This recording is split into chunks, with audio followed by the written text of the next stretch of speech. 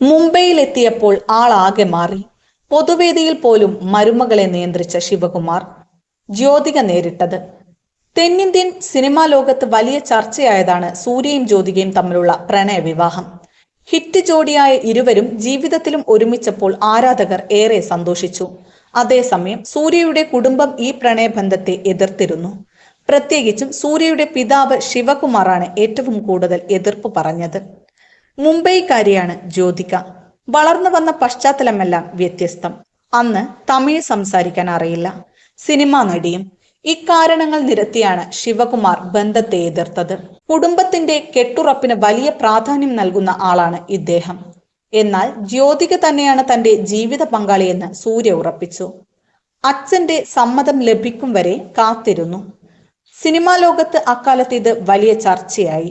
ഒടുവിൽ ശിവകുമാറിന്റെ സമ്മതം ലഭിച്ച ശേഷം വിവാഹം നടന്നു. വിവാഹശേഷം ജ്യോതിക അഭിനയ രംഗം വിട്ടു. സൂര്യ സൂപ്പർ താരമായി വളർന്നു. സൂര്യയുടെ കൂട്ടുകുടുംബത്തിലെ മരുമകളായി ജ്യോതിക ജീവിതം നയിച്ചു. 2 മക്കളുടെ അമ്മയായി. എന്നാൽ വർഷങ്ങൾക്കിപ്പുറം സാഹചര്യം മാറി.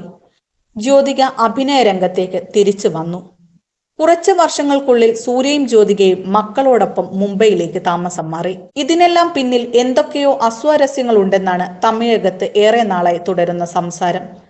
ജ്യോതിക അഭിനയ രംഗത്ത് തുടരുന്നതിൽ ശിവകുമാറിന് താല്പര്യമില്ലെന്നും ഇത് കാരണമുള്ള അസ്വാരസ്യമാണ് ജ്യോതിക മുംബൈയിലേക്ക് പോകാൻ കാരണമെന്നും വാദങ്ങൾ വന്നു.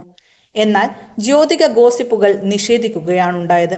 ഭർത്തൃപിതാവ് തന്റെ കരിയറിന് പിന്തുണ നൽകുന്നുണ്ടെന്ന് പറഞ്ഞ നടി ഇദ്ദേഹത്തെ പ്രശംസിച്ച് ഒന്നിലേറെ അഭിമുഖങ്ങളിൽ സംസാരിച്ചു. എന്നാൽ യഥാർത്ഥത്തിൽ ശിവകുമാറും ജ്യോതികയും തമ്മിൽ അസ്വാരസ്യമുണ്ടെന്നാണ് ആരാധകർ വാദിക്കുന്നത്. ജ്യോതിക സിനിമാ രംഗത്ത് തിരിച്ചു വന്നതിലെ ആശങ്ക ഒരിക്കൽ ശിവകുമാർ പരസ്യമായി സൂചിപ്പിച്ചിട്ടുമുണ്ട്. 2015 36 വയതിനിലെ എന്ന സിനിമയിലൂടെയാണ് ജ്യോതിക തിരിച്ചെത്തിയത്.